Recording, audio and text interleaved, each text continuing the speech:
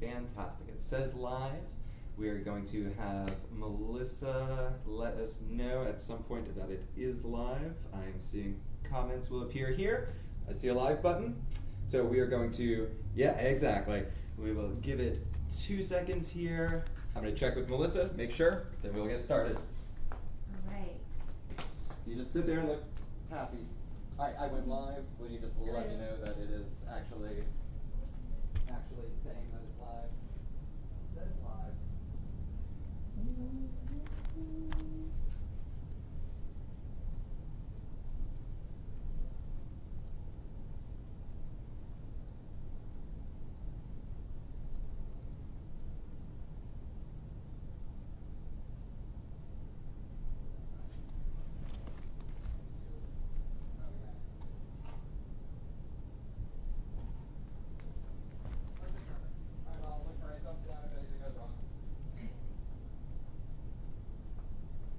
Don't thumbs down anything. Alrighty, fantastic. We are live. We're looking good. Everything's functioning appropriately. So hello, everybody. Welcome to the 567's First Friday virtual tour for this wonderful month of September. We are absolutely thrilled to get to showcase Heatherly Wakefield in her solo exhibition titled Both Hands. So Heatherly, thank you so much for joining us today. Yes. It's a real pleasure to have you in. I know we have been talking about this show for quite a long time. Since summer last year. Yeah, so well, Pretty much, yeah. basically an entire year. And I mean, as you guys can see a little bit of a sneak preview behind us, we kind of had a general idea in mind when Heatherly had started. She was working predominantly with 2D media. Right. And so she has, as you will see, slowly shifted away from that. So this show, the original intent was we were going to line the entire gallery just like this behind us. But you guys will be pleasantly surprised as you see what else Heatherly has in store for you. Yay. All right, so I just have a couple of questions for you. Sure. And the first one just being, would you mind giving the audience just a little bit of general background info on kind of, you know, your artistic creations here, both in Macon and abroad? Where did you kind of start? How did you start your artwork? And kind of what led you towards this? Oh, wow. Nice So loaded question. That's a very loaded question. So do you want me to hold it, or you want to? Yeah, I'll do you the. can just I'll be the. point. Yes, I'm Just like the point news to me. anchor, you know. Well, I graduated from Wesleyan College with a studio art degree in 2000. Okay. But while I was there, I did take the advantage of studying abroad in Italy for 18 months. Wow. Which means I was on a 5-year plan to graduate. But a lot of my focus was all forms of art. I see. Photography, painting, drawing, mixed media, jewelry making, sculpture, metalwork, basically Right. everything except for woodworking. Wow. Or in leatherworking. Okay, which I think so that's what you do. It right? is. Yeah, It is so absolutely. so- Well, so you got your next teacher and your next assignment, huh? Exactly. Exactly. I'll have to talk to you for the next one. But that. All right, we're getting word from our tech assist Do we need that to we have do? to be closer to the microphone. Yes. I Perfect. do. I have to be closer to the So microphone. here, let me just like that. Hello. But after graduating in 2000, I had a kid. Right. So that kind of put things a little bit on the back burner, but then I joined the Contemporary Arts Exchange in 2005, and I had a studio there until 2019. Wow. You know this because you got a lot of the stuff that I left behind. I do, and I cherish it every day.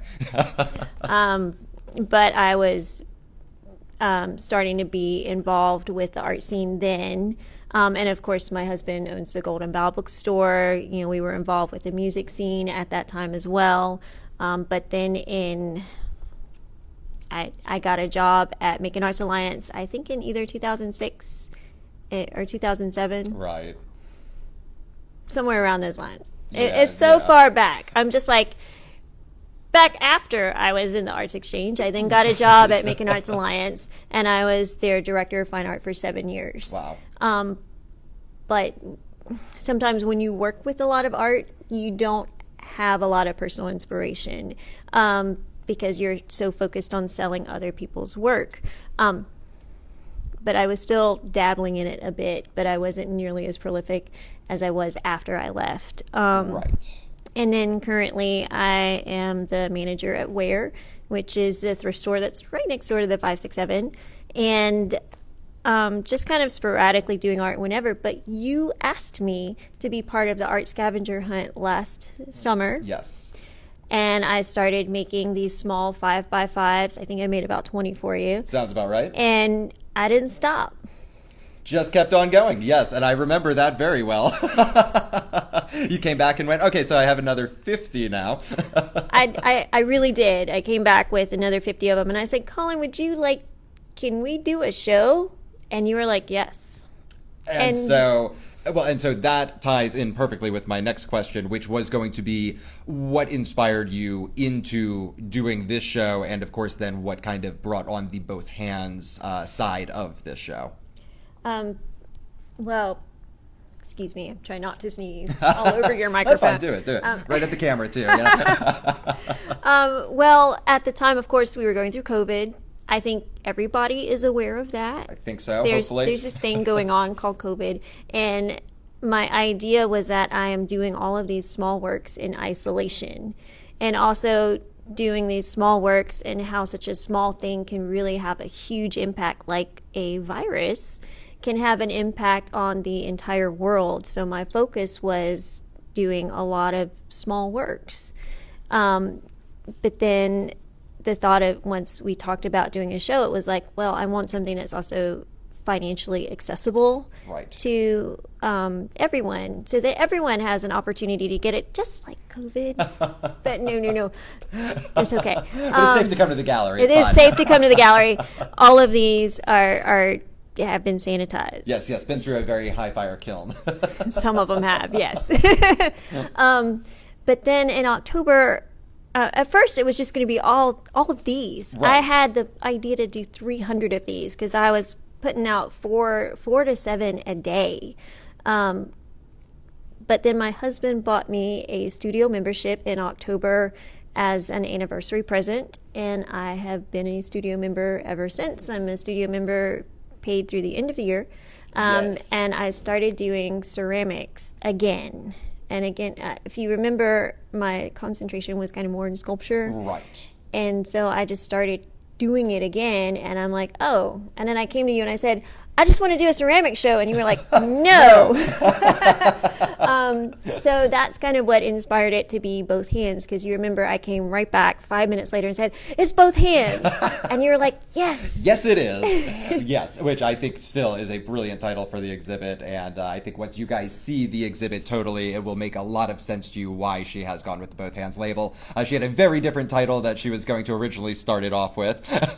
We'll just pass on that one again. Yep. I'm glad we've changed it. This is a far more appropriate title for this. Well, my midlife crisis art show. Absolutely. It still kind of fits. But still both hands. Both hands. Because I use both hands to make my art. Absolutely. So, absolutely. Yeah. Okay, well, is there anything else that you would like to tell our audience about this show?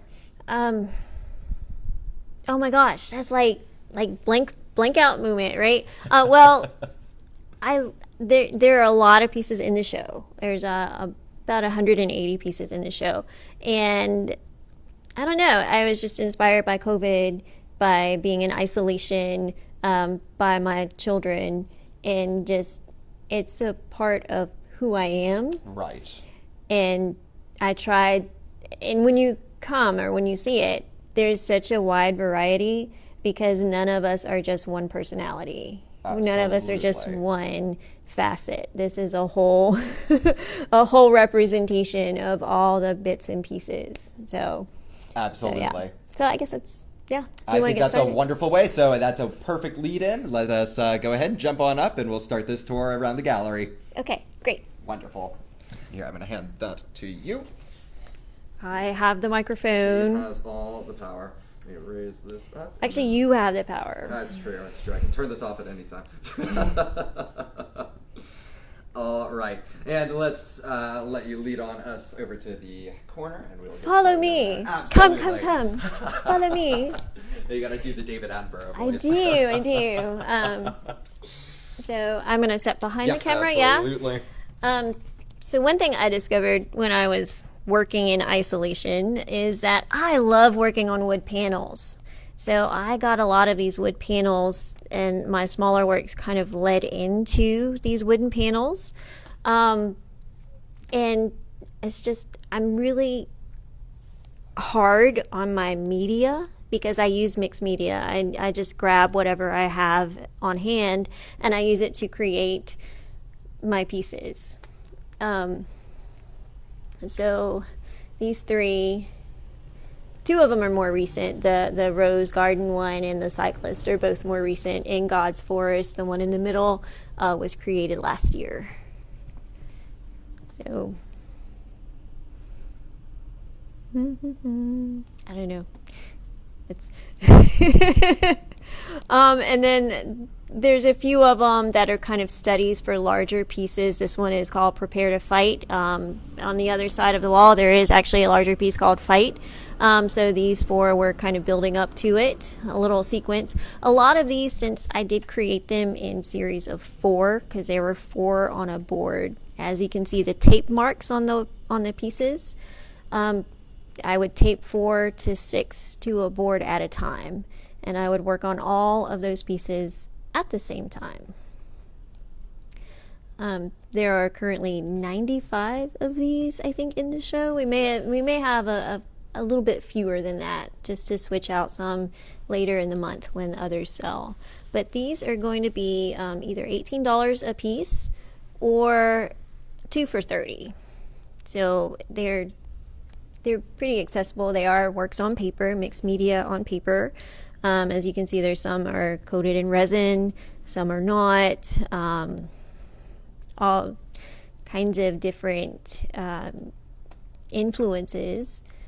And of course, with a lot of these, you did collaborate with your daughter Ren in particular. I did. So you want to talk about that a little bit? Well, the roses that were earlier, I did collaborate. If you want to see these right here, you actually see there's a little note, the W plus HLY. The W is, of course, for Ren, and she drew the shapes and then I painted them. So she might be a little upset to see some of them in the show, but well, she'll understand the significance one day that she got to showcase her work in a solo gallery before almost anybody else. right. And then, this one here, like I let her do some little drawings and then I would realize the image on top of what she drew. So I have a studio in my garage, and she has a small studio right beside mine. Oh, that's sweet. It is very sweet. She has her own little art table, and then I have my art table. So we work together often.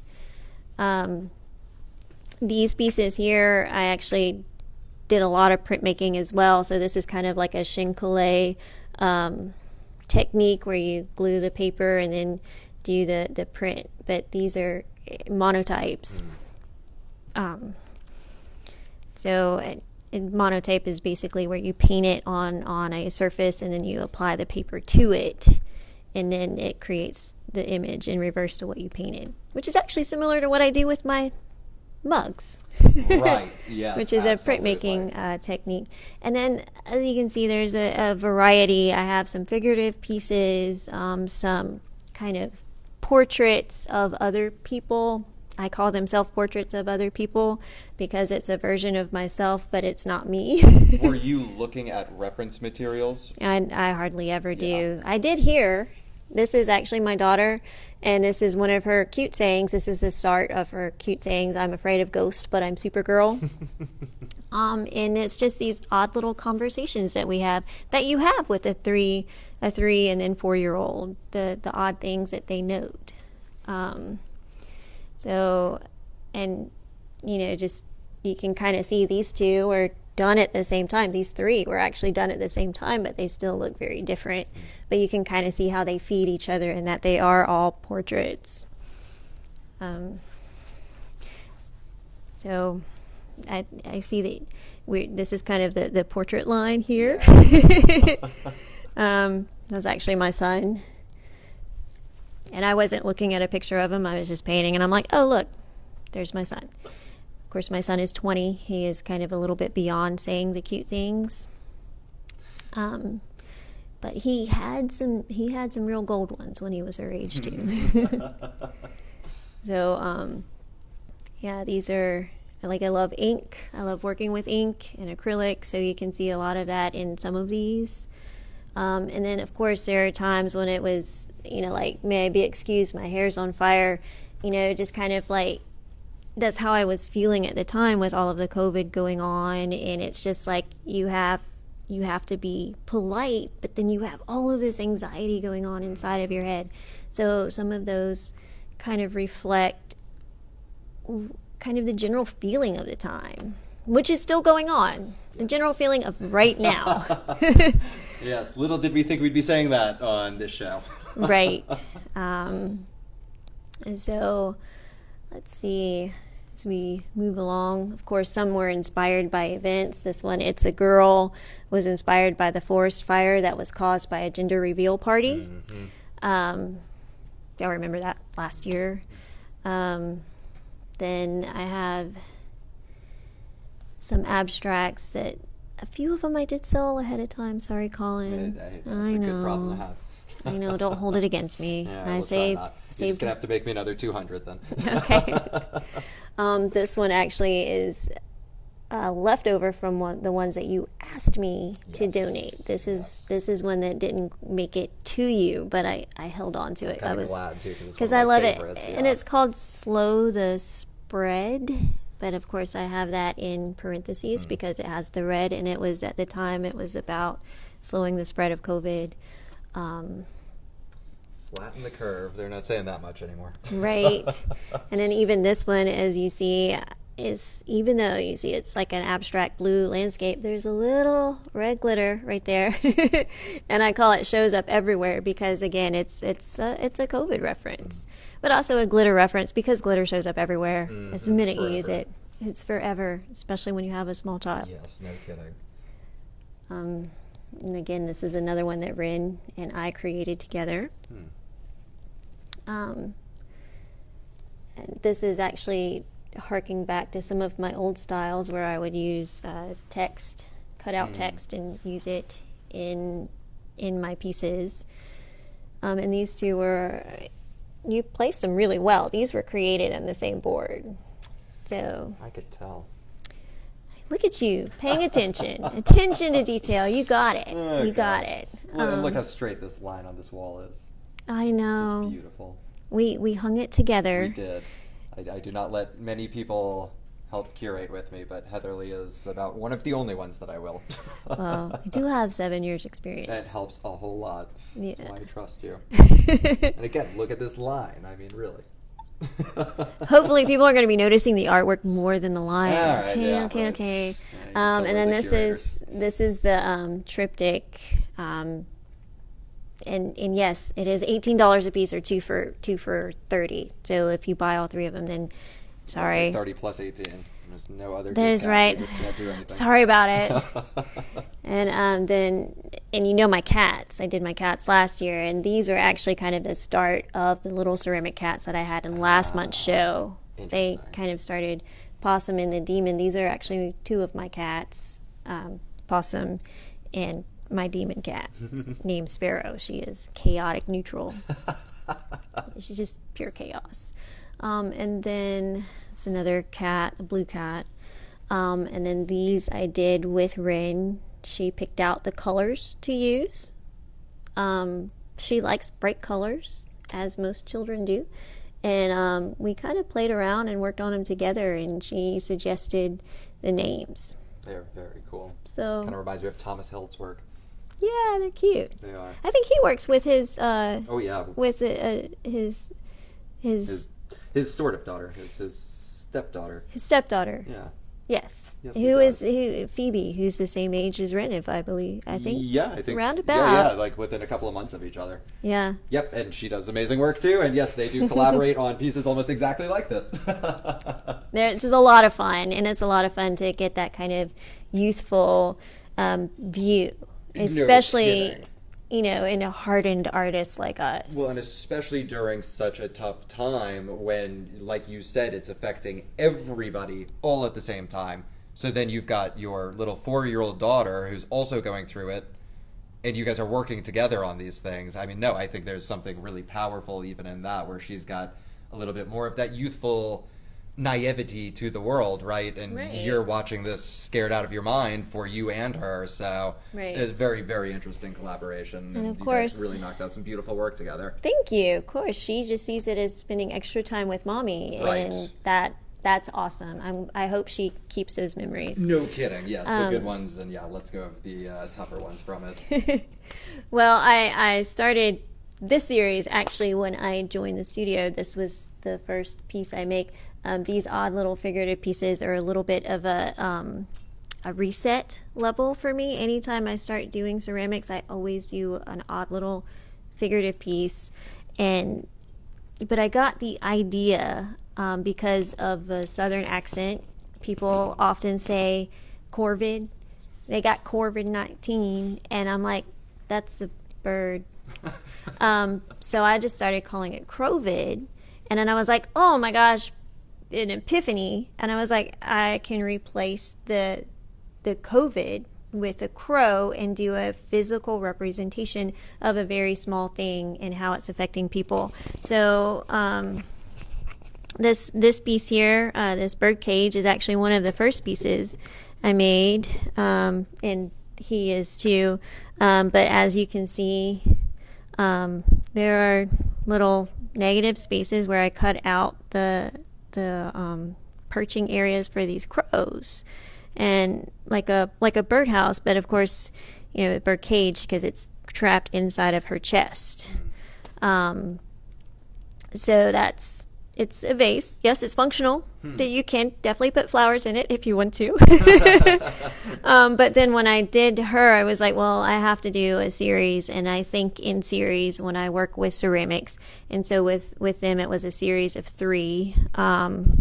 So here is the second bird cage. Again, we have the crows kind of hanging out in the chest area and just kind of resting on her shoulder.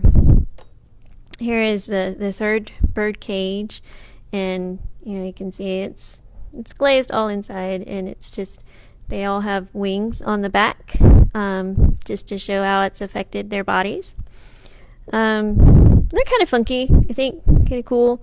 And then I did all of these little crows. These little crows are only $2 each because Crovid is accessible to everybody.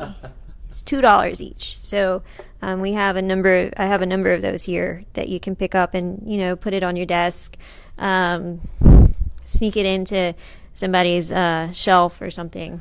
I don't know.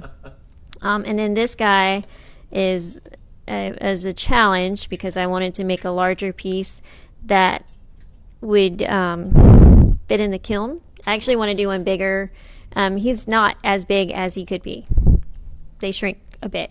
But he is the Profiteer Crovid vase. And he does have a little bit of a space down here in his head. You could use him as a small vase if you wanted to. I mean, if you wanted to, plant a little succulent there if you wanted to. But what I'm emulating on the sides here are body bags. Because one thing that really struck me was all of the people who profit off of death and how many people were dying, and you think of the people who are making money off of it by creating things like body bags, and it's just really it's heartbreaking. Yes, it is. It is a bit heartbreaking. But anyway, on to the lighter subject. No, wait. onto the lighter subject. No, wait. So I also have to say, I find these have all of this Crovid series has a very almost Tim Burton-esque I've heard that style to yeah. it. Is there anything there that you were kind of pulling from, like the Nightmare Before Christmas, in the way that you built up your figures? Does he have any sort of No. inspiration? No, Totally happenstance. I would say my inspiration is more Edward Gorey Okay. over Tim Burton. Yes. because of course the printmaking and the love of inks and all of that, and then he had the kind of the grotesque kind of children thing, and he's always been like an inspiration for me. No, don't get me wrong, I like Tim Burton stuff, of course. But when I look back at inspiration and artists who have inspired me, it's more Edward Gorey. There's a ceramic artist named Krisha Yantis who does these really fun and whimsical things that are also slightly dark. But it's I don't know. There's something kind of like when you do something dark to make it slightly goofy, to take a little bit of the edge off. Right. Because I don't want to go like full Geiger on you, like with the alien. I want you to a little bit. I want you to find a little bit of humor in it as well. So I think that's something he does, capture the grotesque paired with the humor. Right. And it's a nice thing. Right, and using those kind of exaggerated body features and everything else to liven it up a little bit. Yeah. So we start. This one was the first one actually the first piece I created in the ceramic studio was this one, because I bought these little plates. Yep. I remember you telling me about that. Yeah, I bought these little plates, and I was like, these would make perfect little plaques for sculptures, because when you create sculptures, you try to think of different ways to display them, and I'm like, well, we'll put them on the wall, because it's an easy way to add a sculpture to your interior is right. Like a little, and they're small. Again, the theme for the show is kind of small-ish, except for big things, except for the things that aren't. But this one is called Uninvited Guest. As you can see, he's like being kind of cuddled by a crow, almost, like a pet, I guess, trying to sneak in. This one is just a hand. It's a perch, like people who are kind of inviting it into their lives and then giving it a place to rest. It's people who aren't really taking very many precautions. This one is Bouquet. Of course, you see they have a little family of crows in their hands, and that was kind of based on that you can get it from touching things and from touching other people's hands and all of that, and how we have to use sanitizer to do that. This one, and I can see the reference to Tim Burton here, especially with that, but it's called It's All in Your Head, and you see it has a crow coming out of the eye and a crow up here in the head, little empty space in there. But to me, that's kind of funny because, one, it can cause brain fog, but then it's also people who are discrediting that it's all in your head, This one is actually the more recent one. I finished him last week. It was like a big rush to try to get him in. But this one is called Unmasked. And as you can see, it has a crow perched inside of this head. And there's the face, taking off your mask. But it doesn't mean that necessarily that you're safe because you are unmasked. And then this one is called Masked for You. What I like about this one, he was the second one I think I made, is that I did use string for the little mask. I used string on him, and it's just, I don't know, I like this one. Yeah. I like this one. If I had to pick a favorite, this one is kind of more of my favorite one because I think he's kind of cool. And you can see that I did this piece, the big piece, after I did that because it was just, I like the idea. And plus it kind of plays on the plague mask that a lot of people are sharing during this time as well, the old-fashioned plague mask.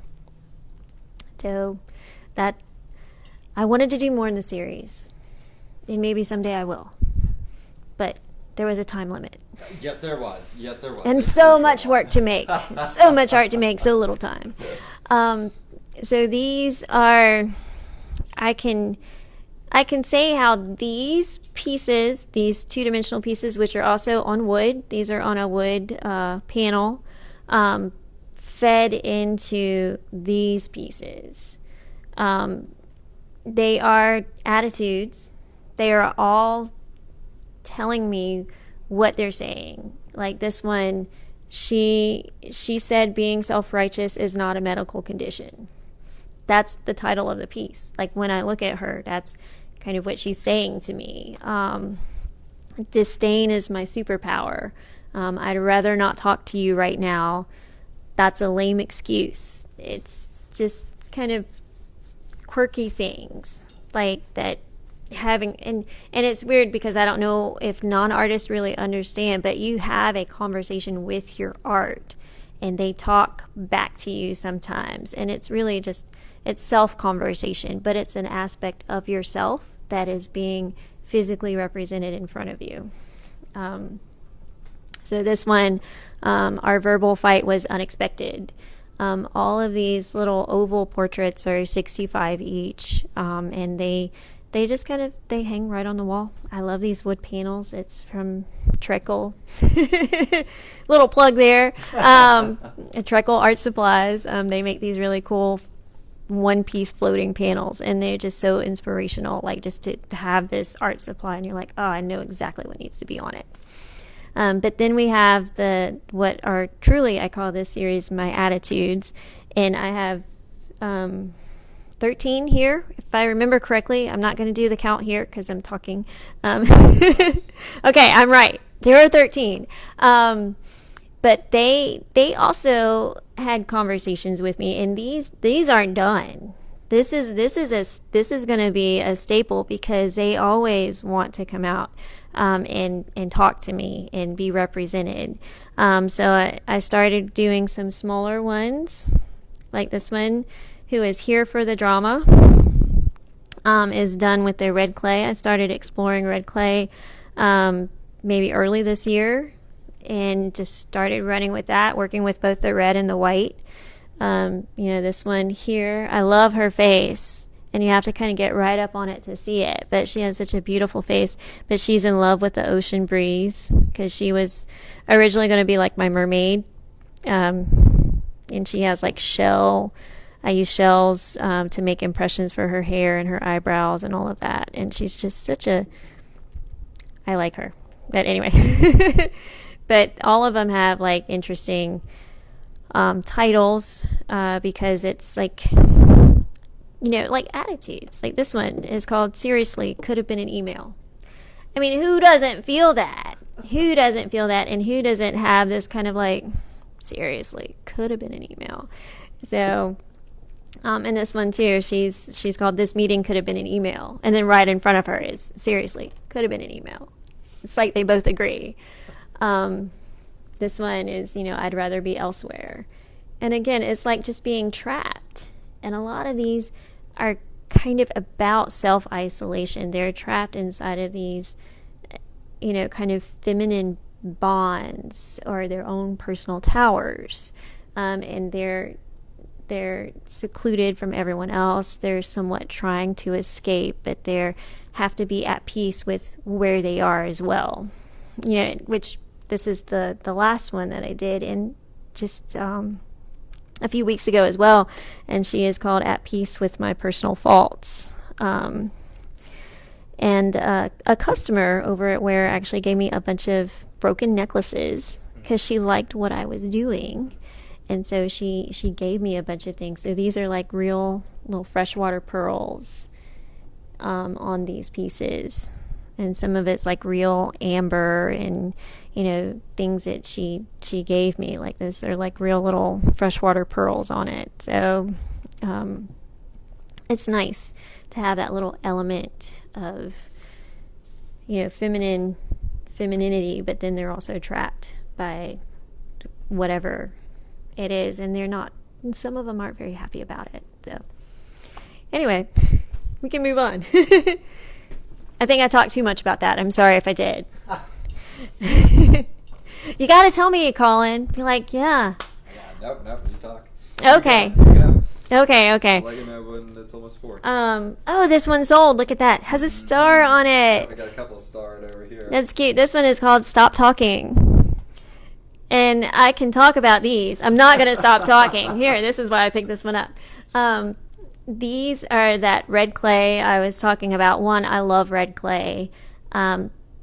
but not necessarily Lizella red clay. This clay is a little bit easier on the hands. I'm older, so I don't want to use things that are rough on my hands. They already look bad anyway. But this is a red clay that is a stoneware. And a little bit of a background on these. So my husband likes to take pictures of abandoned buildings and falling down brick walls and old graffiti. And I love the technique of making something that is less than perfect, kind of because of that. So these cups have things that my daughter has said. So stop talking, of course, is very much a 4-year-old demand. Stop talking. But then it also represents her and my husband. And then I feel like the cup is me. Like the little red cup, that's me holding it all together. So it's kind of, they're very personal, but then they're also very accessible. Like anyone can kind of relate to them. You don't have to think of that when you get it, because this one is like all the colors of the rainbow are colors of love. Like, that's brilliant. I was like, dang, I need to trademark that statement. But some of them I am going to make more of them. Like that one, I'm going to make more with those sayings on them. This one, I see this one has sold too. Mm-hmm. This one says, books make me happy. And I did let Ren pick out, by the way, my daughter's name is Ren. And if you see my signature here, it's an HW. It's an H with a W in the middle. But it looks like little bird feet because of my little bird. So, but I did let her pick out some of the pictures on it.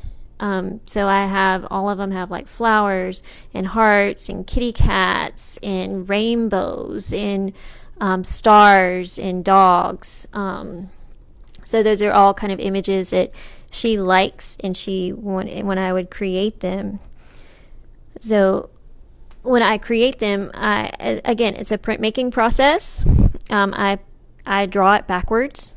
I do all the lettering and everything backwards on a piece of paper, and then I paint that paper with underglaze, and then I apply a slip to it. I slap it to the piece, and then I rub it with my finger, and then I pull it away very, very slowly, and hope nothing gets messed up. But then that's what creates kind of the wrinkles in it, is from where it kind of folds in on itself, and I just love the way that looks. This one says, I'm not food. It's very good to let people know that you're not food. Gotta remind them every now and then. I'm surprised no one bought this one yet. This one is called My Favorite Book is Lots of Books. So that is actually, since my husband owns a bookstore and my daughter is there often, someone asked her what her favorite book was. That was her response. What a perfect response, right?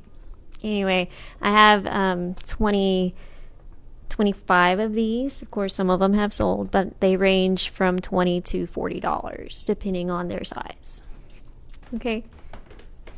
Guess we can move to the next thing. Hold on. Are we in the wrong place? Oh, look, there's a hole. Don't put the thing in the hole. That's how I keep an eye on the basement. That's right. So we were talking about the attitudes and how they were in their own kind of towers. And then I thought, well, who is the ultimate representation of self-isolation? Who couldn't cut her hair for a really long time? Rapunzel. So this is my version of Rapunzel, and it's self-isolation. Rapunzel wrote in the comments. So, she's like, oh, you can't handle it? Try living my life. And that's just kind of her expression, is a little bit like, oh, really? Just kind of rolling her eyes. She took me about a month, I guess, to make, because I was letting her dry very, very, very slowly. Because when you do something this size, if you do it too fast, they will crack and fall apart. And why would you want to do that? It's just very frustrating. And I try to make things less frustrating. Next to her are some rattles. These little rattles. I made I have 3 of them. now. But I like making things that look like things that you could just pick up and find in nature. I don't know if there's more pieces in this show that reflect nature as well. But these are little rattles. They're made so that they're easy to hold. Places you can put your fingers and just shake it if you need. Just like a fidget spinner made out of ceramics, and probably, definitely more expensive than a fidget spinner, but prettier and without batteries. So there you go. And then this is just abstract hollow form. And I was thinking it was kind of like a female form. So it was just fun. We'll play with shape and stains and glazes and just trying to see what kind of natural form I could create using the white clay. Next one I do like this will be in the red clay. See what I can do. I already have projects lined up. I haven't stopped. Like, I made 180 pieces for this show. I haven't stopped. I'm not done. Next year. No. More graffiti mugs. And of course you can see it. They have featuring inspirational sayings by my young daughter. So I know we looked at those over there, but I will share one that is like my favorite. And I see this one. I never run out of love. Sold. But this one is I'm a big girl who's small, which I think is just adorable because I asked her, I'm like, are you my big girl? Or are you my little girl? And that was her response. And I'm like, oh, she's brilliant. She's brilliant. I got so lucky with both of my kids, I tell you. Okay, so we'll, over here. So I took a class at the 567, a glazing class, to learn about glazes. And it was awesome. This is my plug for the 567. One, for a studio membership, and two, for their classes, because I took the glazing class, and in the class I learned about kuranukis. Kuranuki is a Japanese style of just carving away the stone and carving away the clay to make something that emulates a natural feature. So these kind of like mountainscapes and different landscapes, kind of emulating different kind of rock formations and things like that. So I made these. I think they're lovely. I hope you think they're lovely too. But I made these lovely little bud vases, and what I like about them is the harsh sharpness of it, and then the dark metallic aspect of it, combined with these delicate, colorful flowers. And that was like my idea, that you have this really nice piece of small sculpture that you can put like on your window ledge or whatever, and just put a little bud in it. And it's just the contrast of that hard and soft that it just really gets me going. I tell you, it really makes me happy. It makes my heart happy. But then over it are a couple of abstracts as well. This one I did this year, and you can see there's a face behind it, but then she has two hands over it. And this one, of course, is called Both Hands. This one's Fight. I was talking about the four at the beginning of the show were a study that led to this. And then this one is Intersection. And I like that you combined this with the Kuranuki's, Colin, because it's made very much the same way. So I use like hard palette knives, and I just basically cut through and push.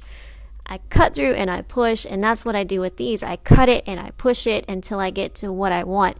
And you can actually see the strokes of the blade that I was using when I was creating this, just the same way you can see where I was cutting the clay for these little bud vases. So I really like that you put those together, because that's very much how I do work in both aspects. That's actually a good representation of both hands right there.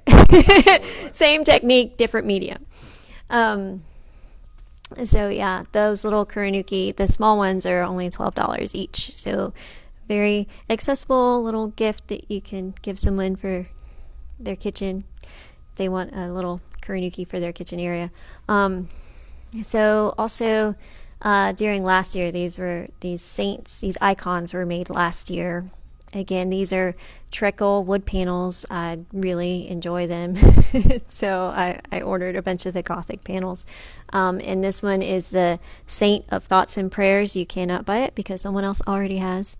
And these are like my ideas of what modern day saints would be, but it's sort of funny. I'm trying to make it funny. Like I'm trying to be respectful, but funny at the same time. If that makes sense. Sure. Okay. And then he is the Saint of Plausible Deniability. Yeah, there was a lot of that going on last year. So we need a saint for him, right? Mm-hmm. He is not representational of anybody, by the way. He doesn't look like anybody. No. This one, she was my first red clay figure, and she is Mary Magdalene. Of course, you'll remember I had an idea for doing a series of ceramic saints that kind of it didn't happen. It didn't really happen. And I was like, you know what? I have a lot of series going on. Maybe I should hold back on this series and just put the ones that I have. But these guys kind of go with this. He is actually this little piece here. He's got a little crow behind him. He was a study for a larger piece that I sold. So she didn't want the little one. Or maybe she does. I don't know. She's seeing it right now. She might be like, I need that one too. He's only $18, Betsy. Okay. Okay. And then, of course, I work at Where, which is part of DePaul USA. And DePaul USA is based on the values of St. Vincent de Paul, who helped the homeless. So this one, he has an opening under here, and it is called Shelter, and it is St. Vincent de Paul. So if someone buys this, I am going to donate my commission to Daybreak from this piece, because it's part of the inspiration behind it, and there's such a good cause as well. So I just feel like it's only fitting.